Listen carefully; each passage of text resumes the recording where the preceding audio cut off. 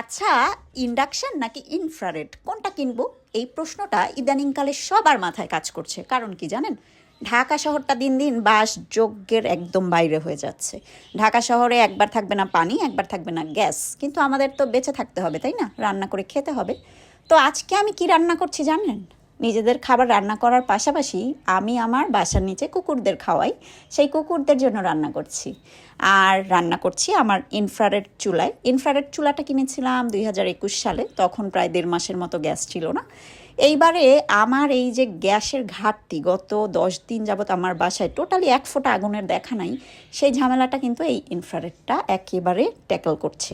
আমার খাবার, আমার পরিবারের খাবার, আমার 3টা বিড়াল সহ বাসার নিচে যে কুকুরগুলো আছে ওদের রান্না আমি এটাতেই করি। আর এটা ইউজ করতেও কিন্তু প্রচুর প্রচুর ঝামেলা পোহাতে হয় না, একদমই সহজ। এখানে আপনি চাইলে টাইমার সেট করতে পারবেন, অন অফ বাটন তো দেখিয়ে দিলাম, সেই সাথে এখানে অপশন আছে, আপনি কোন রান্নার জন্য কোন অপশনটা ট্রাই করবেন সেটা দিতে পারেন।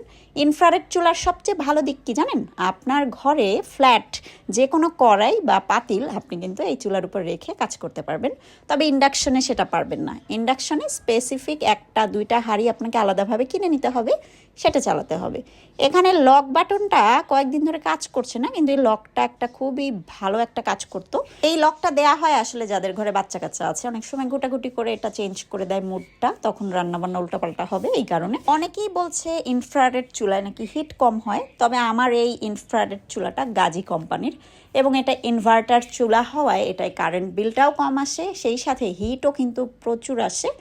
আমি কিন্তু এই চুলাটা ইউজ করছি 5 বছর ধরে, এখনও পর্যন্ত নতুনের মতো আছে এবং খুবই তাড়াতাড়ি কাজ করে। আপনারা চাইলে এই কোম্পানিরটা কিনতে পারেন, তবে অবশ্যই যাচাই বাছাই করে নেবেন, কারণ 5 বছর আগের প্রোডাক্ট আর এখনকার প্রোডাক্টে অনেক বেশি তারতম্য থাকতে পারে, দামের তারতম্য, মেশিনারিজের তারতম্য, এগুলো নিজে নিজে বুঝে নেওয়াই ভালো। ইনফ্রারেড চুলার একটা প্রবলেম আছে, সেটা হচ্ছে এটার হিটটা বাইরে ছড়ায়, মানে গ্যাসের চুলার হিট যেরকম চারিদিকে ছড়ায় ঠিক সেইভাবেই ছড়ায়।